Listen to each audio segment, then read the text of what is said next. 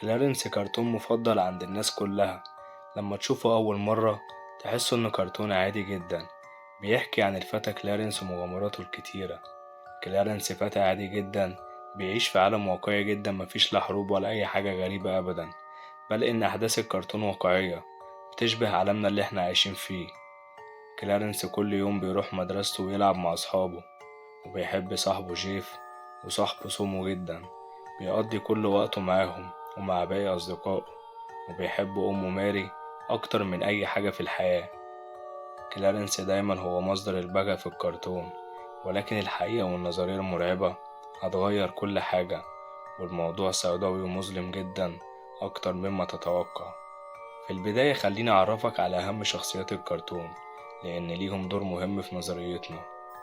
كلارنس وهو طفل عنده 10 سنين، ميعرفش أبوه وبيحب أصدقائه. جيف يبقى صديق كلارنس، راسه على شكل مربع ولكنه ذكي جدا. أما سومو فيبقى صديق كلارنس المفضل، واسمه الحقيقي راين. كان عنده شعر في الأول بس كلارنس حلقه، وبيتحول سومو لشخص غريب الأطوار. ماري هي الأم الحنونة، عندها مشاريع كتير وخطط، بتحب التسوق وبتعتني جدا بكلارنس لأنه ابنها الوحيد. بيلسون صاحب كلارنس هو في الحقيقة عصبي جدا ومهووس بألعاب الفيديو، وبيقضي معظم الوقت قدامها. استعد يا صاحبي علشان هندمر الطفولة. قبل ما نبدأ ياريت تشترك في القناة وتدوس لايك علشان يجيلك كل جديد. يلا بينا.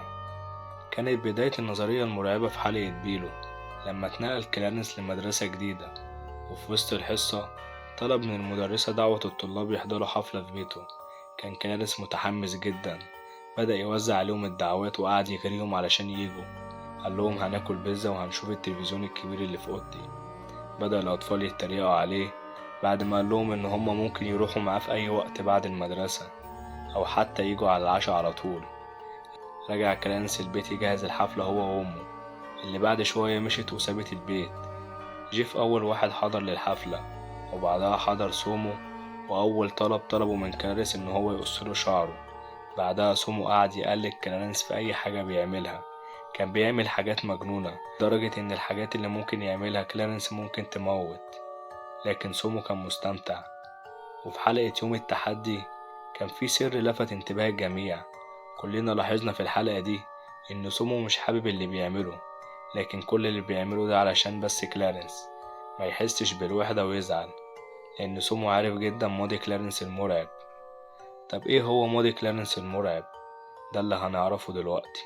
كلارنس مش طفل طبيعي أبدا، وسومو مش حابب يخيب ظنه، لأن عارف كويس إن كلارنس بيعاني من الاكتئاب، والسبب إن كلارنس معندوش أب. وهنلاحظ إن كلارنس لما يشوف طفل مع والده كان بيعامله كأنه والده الحقيقي.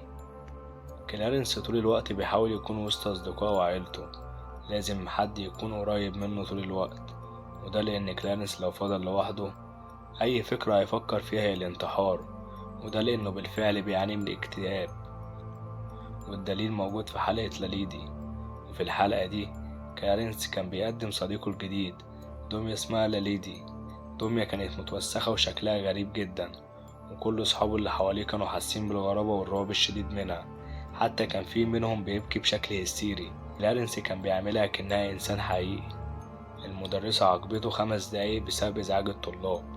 حس فيهم كلارنس بالوحدة الشديدة، قعد يعرق ويتخيل نفسه اللي هو في سجن، وإن السجن ده استمر لسنين طويلة، ولكنهم كانوا 5 دقايق بس. وبعد انتهاء العقاب خلصت الفسحة، وفضل كلارنس ساكت مع الناس.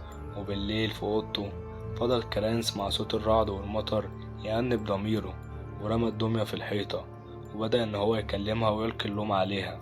وفجأة اتقطعت الدمية في إيده، فحس كلارنس بالرعب الشديد. أخد الدمية بسرعة وفضل يجري بالليل تحت المطر في مشهد زي أفلام الرعب، وحفر حفرة في الأرض كانت مليانة بالديدان، وصرخ بصوت عالي كأنه اتحول لشخص شرير. وتاني يوم كلارنس كان غريب وساكت وسط صحابه، ووالدته ومدرسته كانوا مستغربين كلارنس جدا. كان حزين لدرجة إن المدرسة كانت بتعاقبه ما كانش مبين أي شعور. فضل كلارنس في صمت الأيام وماسك إيد الدمية لحد ما طلبته مديرة المدرسة، وكانت جايباله حاجة لازم يشوفها. كانت الدمية، وأول ما شافها حضنها وانهار من العياط، وأخد كلارنس دميته الغريبة اللي بيها تخلى عن العالم كله وعن كل صحابه. طب هو السؤال هنا، هو كل ده طبيعي؟ لو انت لاحظت معايا ان كلارنس بيعاني من الاكتئاب، خلينا دلوقتي نتكلم عن الاكتئاب وعلاماته، ونشوف كام علامة من دول كانت في كلارنس. كلارنس طول الوقت قاعد حزين وكئيب وحاسس بالوحدة وسط الجميع، ومش قادر يفرح ولا يستمتع بالحياة. كل اللي حواليه عارفين ان هو مصاب بالاكتئاب، في اي لحظة ممكن يموت نفسه، ولازم يكون في حد يراقبه. والسبب كل ده عدم وجود الأب، وكلارنس طول الوقت بيفكر في والده، وللأسف الشديد والده مش موجود معاه.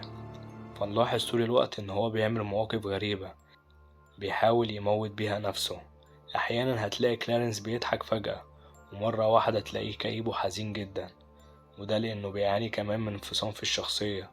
وفي نظرية بتقول إن كل الحياة دي من صنع مخيلته، والدليل موجود في حلقة من الحلقات. هنلاحظ طول الوقت كلارنس مع ناس غريبة، بيروح معاهم لأماكن غريبة وبيتصرف بغرابة شديدة جدا. في حلقة تايم كلايس، الحلقة دي كان كلارنس كان معاه ساعة صغيرة مفكر إنها بتتحكم بالزمن، وعمال يتحكم في الناس ومفكر إن هو بيوقف الوقت والزمن. كلارنس سرحان وعايش في عالم كبير جدا جوه خياله، أما الواقع بتاع كلارنس مظلم جدا. وبكده يا صاحبي تكون الحلقة خلصت، ولو عجبتك دوس لايك واشتراك علشان يجيلك كل جديد. سلام.